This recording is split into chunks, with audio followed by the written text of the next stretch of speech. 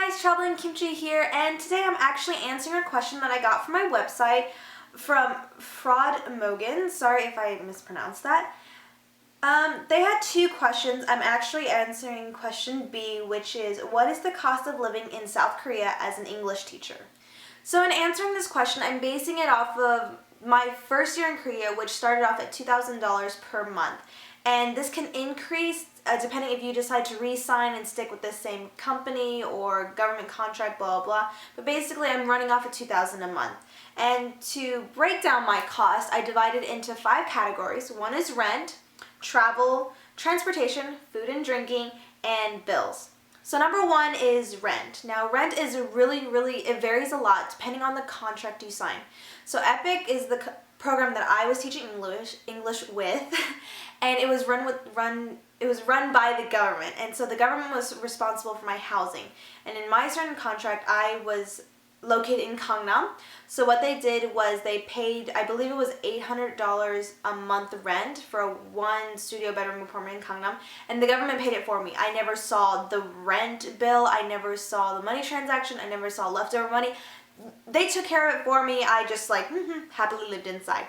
Now there's a variation of that where I also had another friend who was with the same program, EPIC, but she lived in a rural area of South Korea. And with her thing, she got a housing allowance of $700, and they basically told her she could pick her own place to live. She ended up picking a place that I think was $400 a month, and she got to keep the leftover $300 and pocket it. So I couldn't do that. I don't think anyone in Seoul really got that opportunity. So it really varies, even in the program of EPIC, where you're located and what kind of school you teach at. But going off of that same idea, there's a lot of places that will hire you to teach English that won't give you an apartment.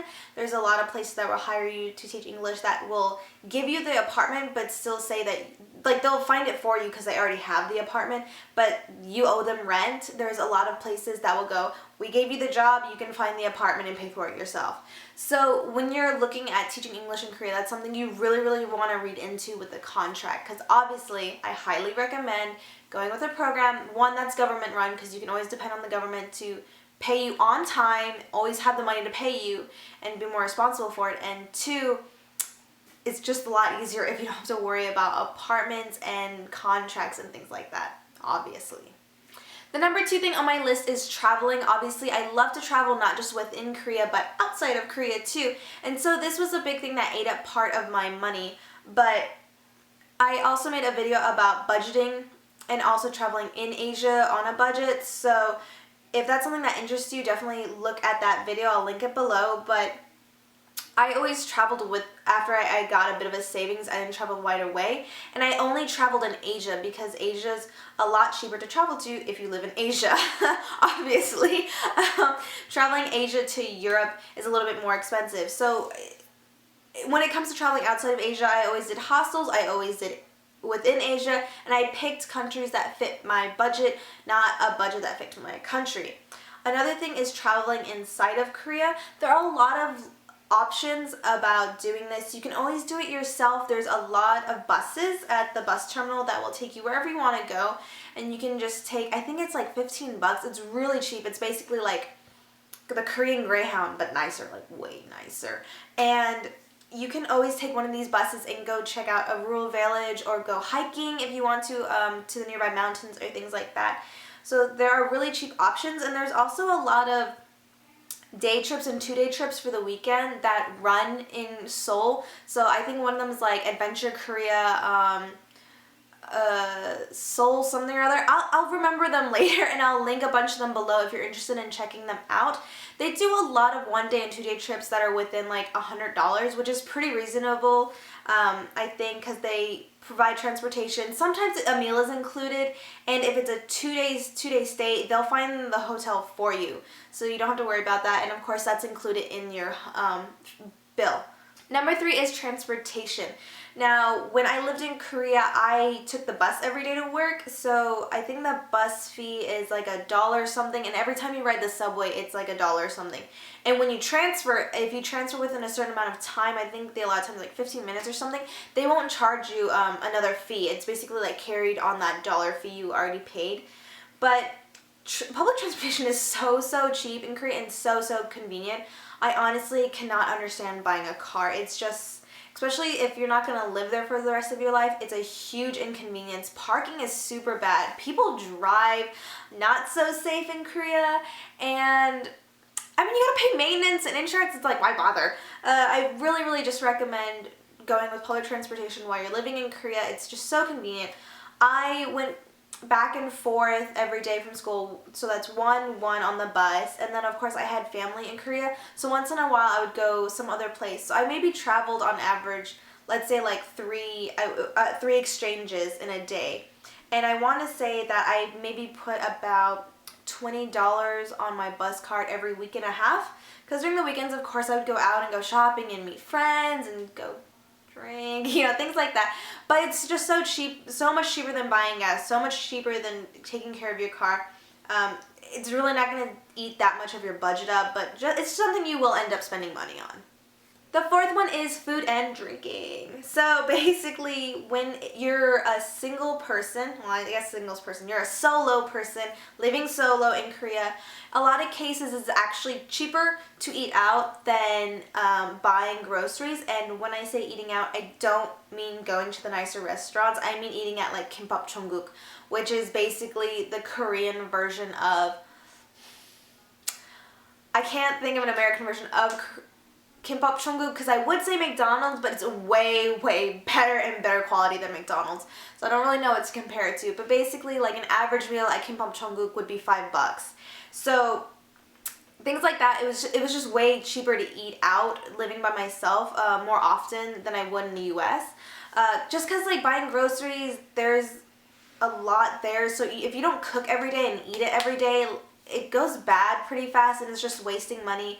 So I did buy items for like breakfast cereal and stuff like that, and I bought items that would last a long time, like bread or peanut butter, ramen, stuff like that would last a long time. But I wouldn't buy perishable goods such as cabbage or something if I didn't have plans about eating it right away. Like if I was like, I'm gonna make a salad today, like then I would buy it. I was probably not eating salad the whole week.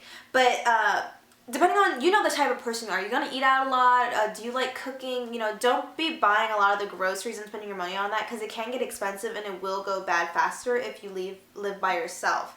So that was just something with food with me. I mean, I didn't eat out all the time either, but you know what I'm saying, balance. It's all about balance. And when it comes to drinking, of course, if you're a big drinker and you drink out all the time, it is going to eat up your budget. I think on average, like mixed drinks would run about $5 at the average place. So like a Jack and Coke would be about $5 at your average bar. But of course, a lot of you, if you guys know Korean culture, there's soju and soju and makgeolli, which run really cheap. Soju you can buy at the corner store for $1 a bottle. It's basically Korea's tequila. Soju is to Korea as tequila is to Mexico. So it is really cheap. You can do it cheaply, but if you are a social butterfly, that'll probably be part of your budget as well. And the fifth and last thing is bills. Now, while you don't have to worry about your rent bill, you do have to keep in mind your apartment utility bill. So this is water, electricity, cable, internet. My bedroom was I had a 1-bedroom studio apartment, and the highest I've ever had to pay for a bill, I think, was like $130 during the winter time, because the heat takes up a lot. And your phone bill. I also have a video on this if you're interested in your options about the phone. I'll link it below. But basically, phone plan. Are you bringing a phone with you from the US? Do you have to buy a new phone? Are you piggybacking on, maybe you're like half Korean like I was and you have family there? Are you piggybacking onto a family's plan, or is it just you? So a lot of these things are going to alter how much you end up paying, but in general, it's not that bad. And the last thing is going, like just health stuff, like going to the doctor. You do get, that's another thing to check on your contract. For Epic, you do get health insurance, but you do have to pay like, I think when I went to go get a checkup, it was like $5, and then the medication was like $10. It's really not that bad, but it is something that happens. I happened to get a lot of sinus infections when I was in Korea for some reason. So just be aware of things like that. When I was living in Korea making $2,000 a month, I never spent, I went, let's see, rent, never paid rent, traveled pretty often. I took transportation every day. Food and drinking, I'm going to say like 7 times a week. like out of the 3 meals a day, maybe like 7 times a week I did eat out. And with bills, I did pay about $130, $100-ish for my apartment bill. My phone was about $50 a month, and then the doctor, I'm gonna say like $10 a month or something like that. And I never ended up paying or spending anywhere close to over half of my paycheck. So every month I was putting away at least, at minimum, $1,000 into savings. So it's basically, budgeting in Korea is really easy. You just have to be really, really aware of it. And I think, you know, what kind of person are you? Are you going to eat out? Are you going to go drinking with friends a lot? If you are, then you are, of course, going to be spending more money. But I never consciously budgeted myself, and I never stopped myself from going out because I was like, oh, I'm going to spend too much this week. I never stopped myself from enjoying the things I enjoyed in Korea, and I ended up saving still a lot of money. So saving is really easy. Just be conscious if that is something you're thinking about. But altogether, really isn't that hard. Korea's really cheap, really fun, and I love going out there. But anyways, I hope this answered your question, and thank you again to Frawd Mogen for asking. If you guys have any more questions, you're welcome to comment below this video, and you can also send me a message through my website at www.thetravelingkimchi.com. Thanks, see you guys next time. Bye!